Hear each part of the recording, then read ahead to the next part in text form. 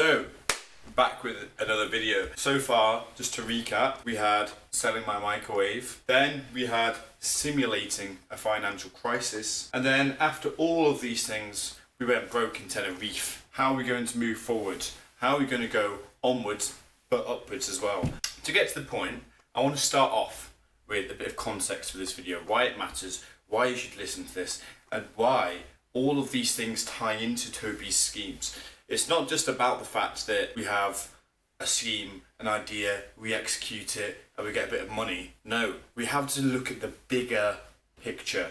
And in order to do that, we need to envision things. And that's the first thing we're going to talk about. We're going to talk about envisioning things. Now, a little bit of backstory, a little bit of context. So before I did my masters, I actually was going to do a graduate scheme. And when I was applying for graduate schemes, why does this keep going out of focus? Another job I was looking into was recruitment. Why? Because recruitment is commissions based. We know what that means. That's just another scheme right there. It's like you've got a job and then you've also got a scheme part of your job, and together it's just one big scheme. You're getting paid to scheme. The problem with this job was I made it through a few interviews, made it through a few of their stages, a few of their tests. I got to the final hurdle and I fell. And what was my main criticism? My one main criticism was that I didn't have a big enough vision of what I wanted. Again, I'm not going to go too deep into this, but I want to make the point. When you go for like an interview or something and you're applying to try and become a sales rep like that, or you want to get onto a PhD, or you want to go work in finance or HR, etc. The main thing people care about, the main two things, is why you're doing it, as in like what you like about the job. And the second thing, why you're doing it, is in what are you going to do with the money you earn from the job. It sounds a little bit cynical and it sounds a bit, materialistic, but it's true. Because say if you go and put someone in sales and you say, oh, what are you envisioning for your future? And they just say, to be honest, I just want to get by, having the odd Happy Meal here and then, strict lifestyle where I don't have much fun and I don't go waste loads of money, then they're not going to give them the job, even if they're like really good at the job, because they want someone who's going to work off commission. They want someone who's going to be motivated to get commission.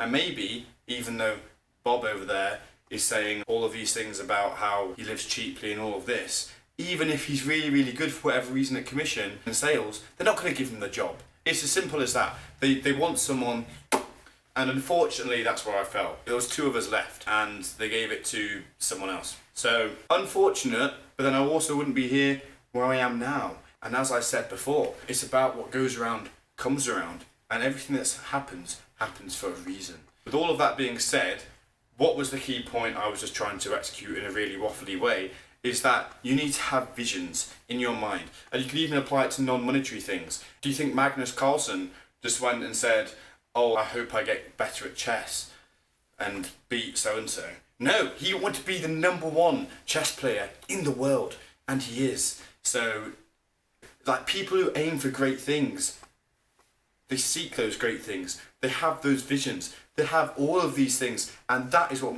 is motivating them. They might have moments, like us all, where you dip and fall. It's not just like you become the best chess player in the world overnight. It's a journey.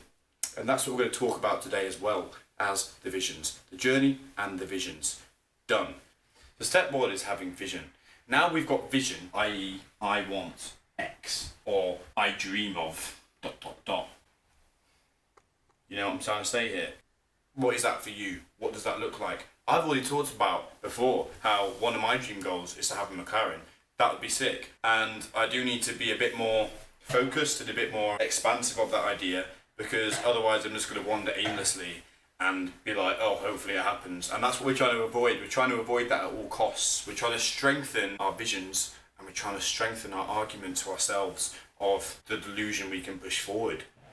We're trying to get that light at the end of the tunnel. We're trying to make ourselves see that. We're trying to make ourselves believe that's an opportunity, because it is. But because, for example, me and a McLaren, because that is so far from where I am now, it seems out of grasp. It seems impossible. It seems so delusional. But it literally is possible. There's nothing stopping me from doing loads of stuff that would end up in me resulting to get a McLaren. We have to just take that into account when we're talking about these things. And next, we have to have the process. Now, I'll go back over process in a second, but before I do that, finally, 1 plus 2 equals 3, boom, boom, boom, which equals success. It's literally as simple as that. It's just about the execution. And we're going to talk about the process, or I guess you could say the journey right now, because that is the main thing here. Vision. You can, anyone can dream of something. They can have a vision. They can be, oh yeah, anyone can do that. You just got to decide what yours is. That's not hard, right? You just decide what you want. Maybe spend a little bit of time thinking about it. Decide what's going to be your key motivator going forward, and then you've got it in the future. But how do you get it? That is process. So we're going to go and talk about process right now. So process. We're talking about our journey here. How does our journey begin? How does it end? It starts now and it ends with our vision becoming a reality. Those are the key two moments of the journey, the start and the end. It's like when you do a race and everyone's like 3, 2, 1, boom, and everyone races off. No one cares about what's happening really during the race. Like, there might be some moments here or there which are grasping, but at the end, people just care about who came where. Like, say at the very end, if two people are neck and neck, that's a key moment. You know what I'm trying to say? It's about the start and the end and enjoying the middle. If you're a runner in that situation, you like running. You don't just run because, you know what I mean? You don't just run for no reason. A lot of people hate running. This has to be something which you're not just going to want, but you're going to work for because you enjoy the process. I also am going to highlight towards the end of this how our process / journey ties into the goals we set ourselves, because there are key things that link them together. We're going to come back to how to tie in the delusion into all of that as well.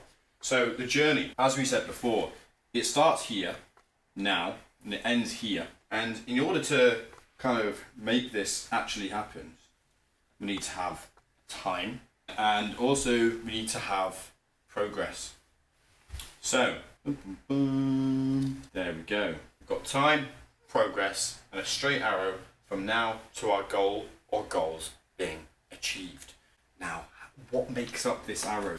That's what we're looking into. We're looking at what comes within this. In order to kind of tackle this great arrow of success, what do? We kind of have to zoom in here, okay? So humour me if you will. I'll do this on a large scale because if I zoom in, you're not going to be able to see my small little motifs I'm doing here. But you might have predicted what I'm going to do. So now to goals achieved, what is this? Step-by-step improvements that make up our progress and success. It's as simple as that. We just have to have steps along the way. Like I said, Magnus Carlsen didn't become the best chess player overnight. He didn't just wake up and was like amazing at chess. There probably was one day which was like monumental for him and his progress. But that's not the point. The point is that that day came with lots and lots and lots and lots and lots of tiny baby steps, such as, you know, improving 1% every day. So we need to do that. How do we improve 1% every day? How do we tie in our goals to now? Well, that's where we have to go back to the delusion and vision I talked about tying in to this, because our goals and our progress are connected. So I'm going to use an example here of my YouTube, literally what you're watching on now.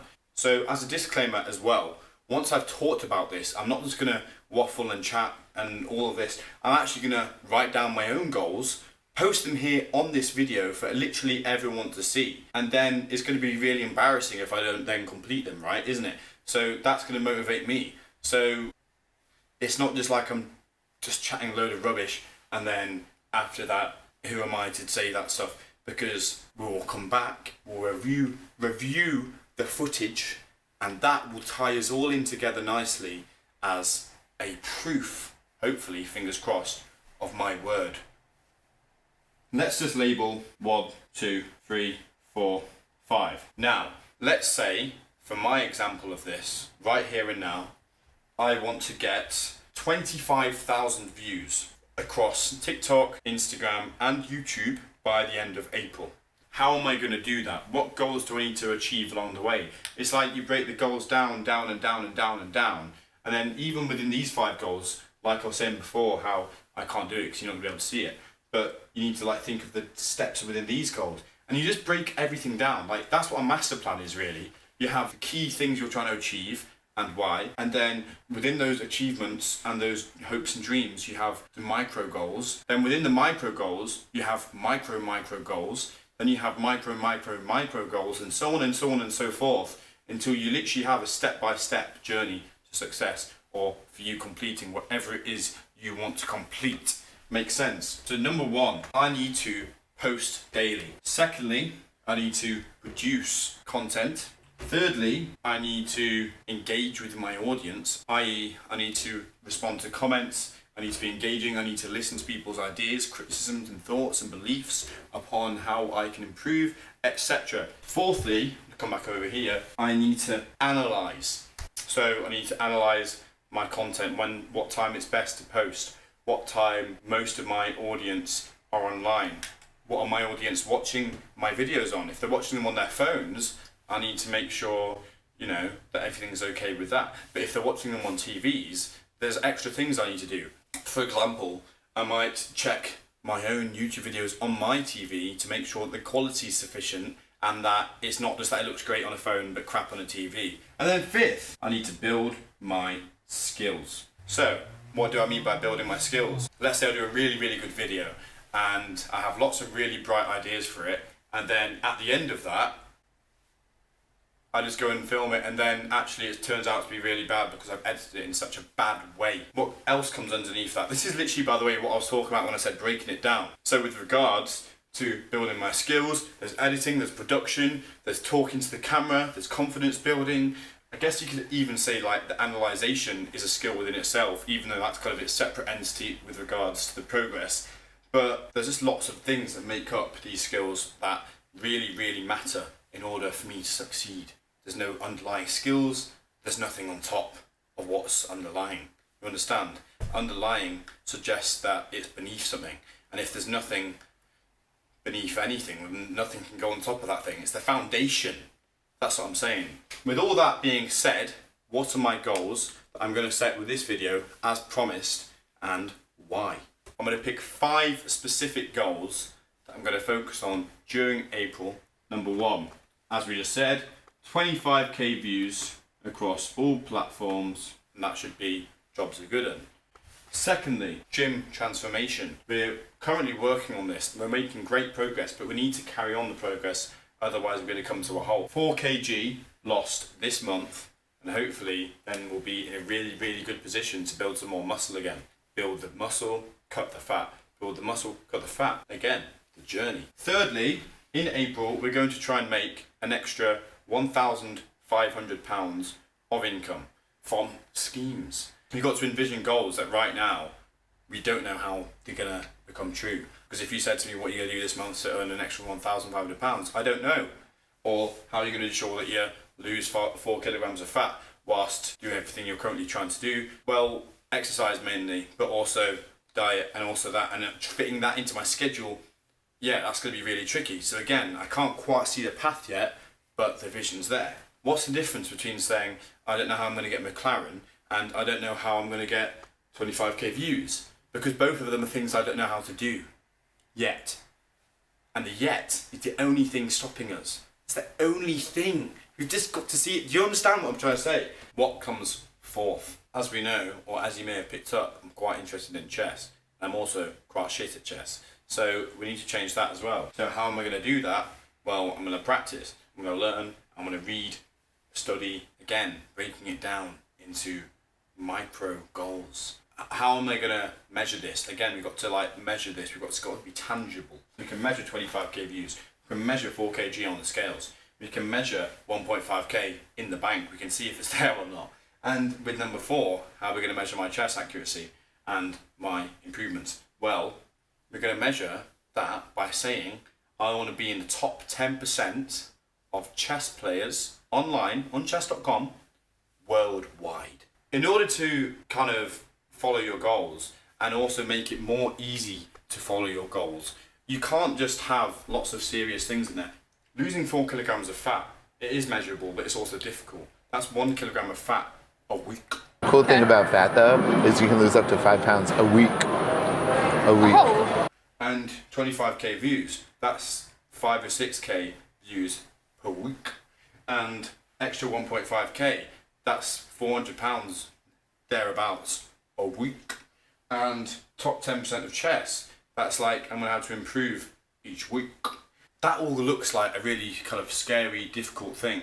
And again, tying that into the context of my life currently, I've got a dog, I'm trying to study, I've got family, I've got friends, I've got social commitments, everything that I'm trying to fulfill already, it kind of adds to the layers of it, which makes it seem more difficult. And rightly so, that these things are going to be difficult to tie into everything else. That's what makes them challenging, but that's what makes them also rewarding. It wouldn't be rewarding if it wasn't difficult. It would just be easy, and that wouldn't be fun at all then, would it? You're not enjoying the journey of just doing something easy. It's like, imagine if you played a game and it was just really, really easy. The first 5-10 minutes, you're probably like, yeah, this is great, I can just do anything I want.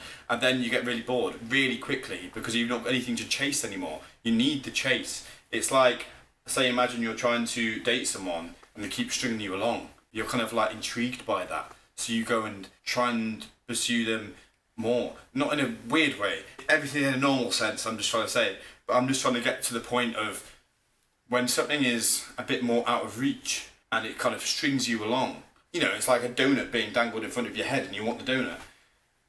If you just had the donut and I just gave you unlimited donuts, you'd have like loads of them and then you'd be like...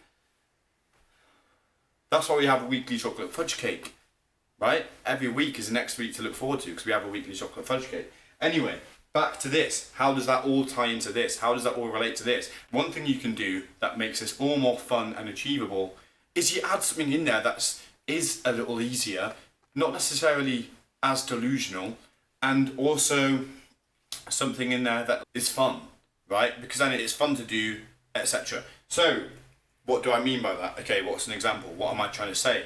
We're going to say 5, book a holiday. That is my example. So this month, I want to book a holiday for June, so I can go on holiday again and chill out and have that to look forward to. But that's not just something I want to do for the sake of going on a holiday. It's something I want to do to ensure that I'm having fun throughout this process. And it's also something I want to do to ensure certainty with trying to achieve these goals. Because that's a really easy one to do. So then it's like, I can tackle the rest of them. And then let's say I tackle the top 4 and I get right to the end of April. I can then treat myself to another holiday because I've made an extra 1.5k this month. Free holiday scheme, again. Do you see what I'm trying to say? It's just a guaranteed way of trying to make life easier for myself. Because, yeah, anyone can book a holiday. It's not delusional. How are you going to find the funds to book a holiday? That's the second problem. Like, how are we going to try and do that? How are we going to try and get extra money so that we can go on a free holiday? I don't know. That's a goal within itself. That's literally one of these goals. But the key point here to take away from this is that once the holiday is booked, whether it be the first or last thing I tackle, even though the holiday booking itself isn't delusional, it adds a delusion into my mind of gaslighting, tricking myself into thinking, that was really easy to achieve that goal, I bet I could achieve the next one now. And then let's say I go and achieve, I don't know, getting in the top 10% of chess. Then it strings me along again. It's like, right, I put a holiday. Let's imagine there was one really, really, really difficult thing on here. I don't know, like let's say making £10,000 this month. Then it's like I might achieve all of these things, and then because I've achieved them all, and my brain is in the mode of achieving things, getting all of my creativity and aspirations and proactiveness all squeezed out, then I'm on a roll. And when you're on the roll, just keep rolling, don't you? And your brain's like in that mode. Really, we just kind of need to have these things here to ensure that they all tie in together. Again, what if I do this next month, but now each of these things I've already achieved this month, fingers crossed. It's easier. Like when I said when I was in Tenerife, imagine if this beach is my new trench and what I aspire for now is more. It's about that then being that arrow we drew to progress. Little by little by little by little by little. And just got to do a little schematic of just my progress, time, as a little reminder.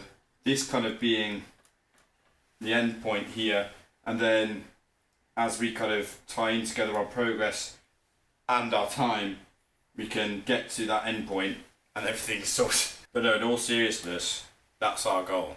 There we go, all sorted. Now I hope that has all been made clear, and like I said at the very start, it's going to be extremely embarrassing if I come back to this and I do none of these things, or even if I do the opposite of these things. Like I could spend an extra 1.5k this month, that'd be embarrassing, or I could get worse at chess, or I could gain weight. You know what I'm trying to say? So it's like there's always the flip side, but we're focused on this side. New catchphrase, there's always the flip side, but we're focused on this side. Done and dusted. Hope you like listening to my TED talk today. Dressed up for the occasion. Toby talks. Who needs Ted? You just need Toby, and you need to scheme. Toby schemes. Bam, all together. So really, I should just be your financial advisor. Take things away from this. Hopefully you can learn a thing or two. Even if like one person does something different because they've seen this, then it's like what a difference that's made to that person, even if it be small.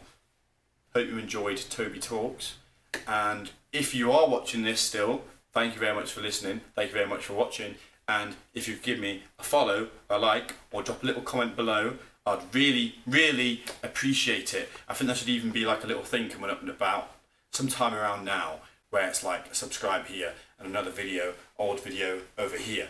So thank you very much, and goodbye for now. See you when these goals are completed.